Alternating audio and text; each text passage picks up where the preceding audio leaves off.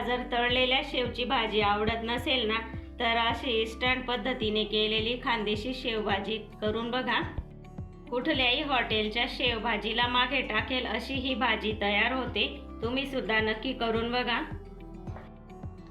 ही भाजी तुम्ही बाजरीच्या ज्वारीच्या भाकरी सोबत किंवा चपाती सोबत किंवा भातासोबत खाऊ शकता. इतकी भारी लागते ना.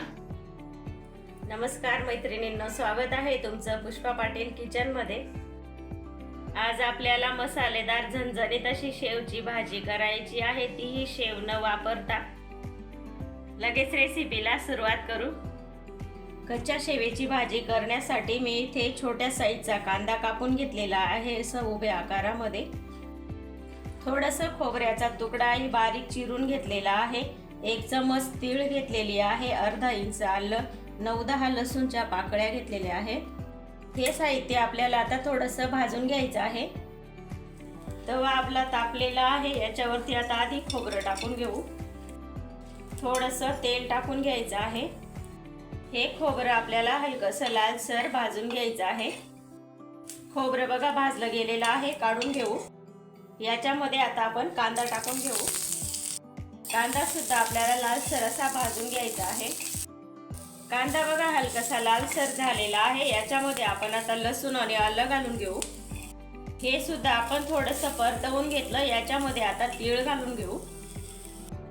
तीळचा चटचट असा आवाज यायला लागलेला आहे, हे काढून घेऊ. आता भाजून घेतलेला मसाला थोडा वेळ आपण थंड करून घेऊ. मसाला थोडासा थंड झालेला आहे. आता याला आपल्याला वाटून घ्यायचं आहे. तर सुरुवातीला खोबरं दळून घ्यायचं आहे बारीक असं. खोबरं बघा बारीक दळून घेतलं. आधीच दळून घ्यायचं, कारण कांद्यामध्ये व्यवस्थित असं बारीक दळलं जात नाही.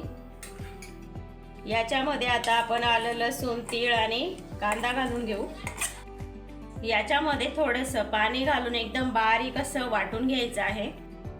वाटण बघा मस्त असं बारीक दळून घेतलेलं आहे. मसाला छान तयार झालेला आहे. लगेच भाजी करून घेऊ. भाजी करण्यासाठी कढई ठेवलेली आहे. कढई हलकीशी तापलेली आहे. तेल घालून घेऊ.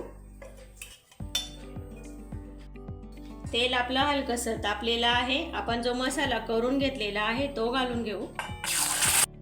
हा मसाला आपल्याला आता तेल सुटेपर्यंत छान परतवून घ्यायचा आहे.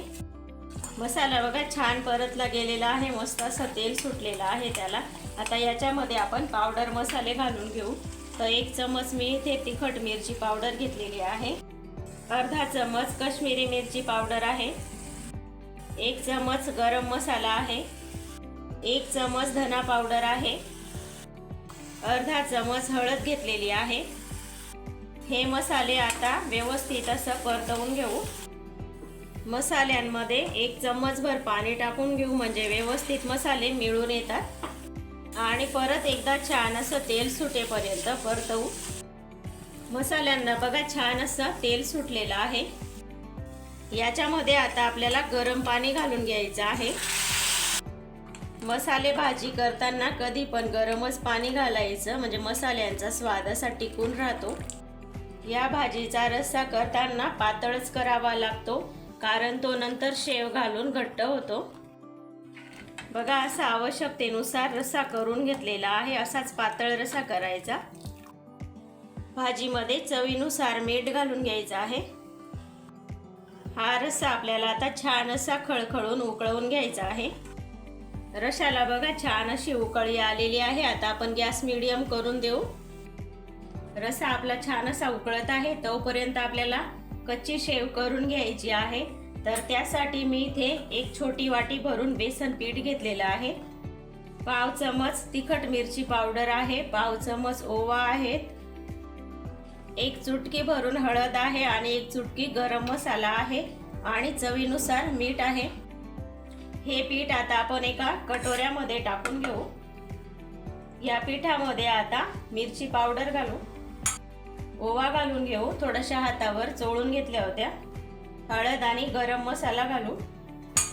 चवीनुसार मीठ घालून घ्यायचं आहे. पिठाच्या चवीपुरतं घालायचं आहे. आपण भाजीमध्ये घातलेलं आहे.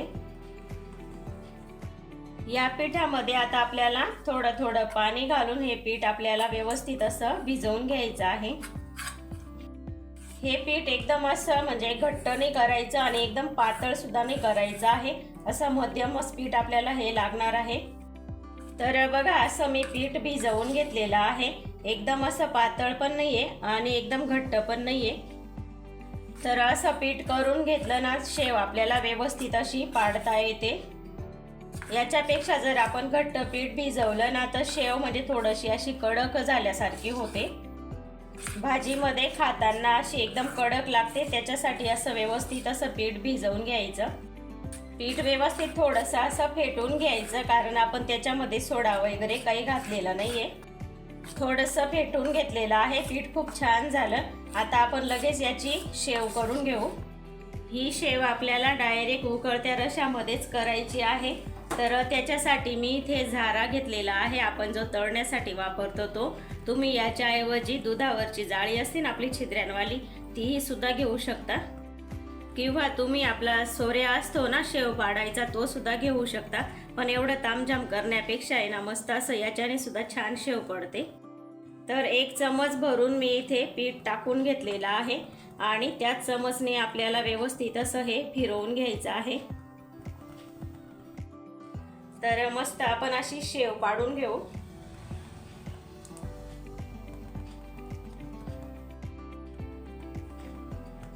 तर मस्त अशी व्यवस्थित आपल्याला शेव पाडून घ्यायची आहे। ही शेव पाडत असताना आपला रस्सा जो आहे तो उकळताच पाहिजे। थोडीशी शेव पाडून घेतल्यानंतर असं मिक्स करून घ्यायचं, म्हणजे एकावर एक अशी पडत नाही।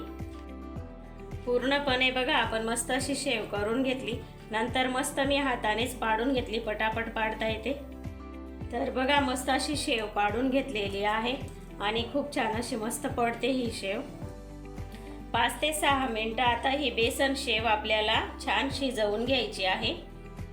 5-6 मिनिटानंतर बघा भाजी छान अशी शिजलेली आहे आपली बेसन शेवची, आणि रस्सा सुद्धा आपला थोडासा असा घट्ट झालेला आहे। आपण पहिले किती एकदम पातळ ठेवलेला होता, म्हणून सुरुवातीला हा रस्सा पातळच ठेवायचा, शिजल्यानंतर खूप असा भारी होतो।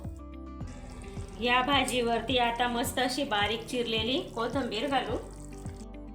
तयार आहे आपली बेसन शेवची भाजी। आता ही भाजी मस्त अशी गरम गरम खायला घ्यायची आहे।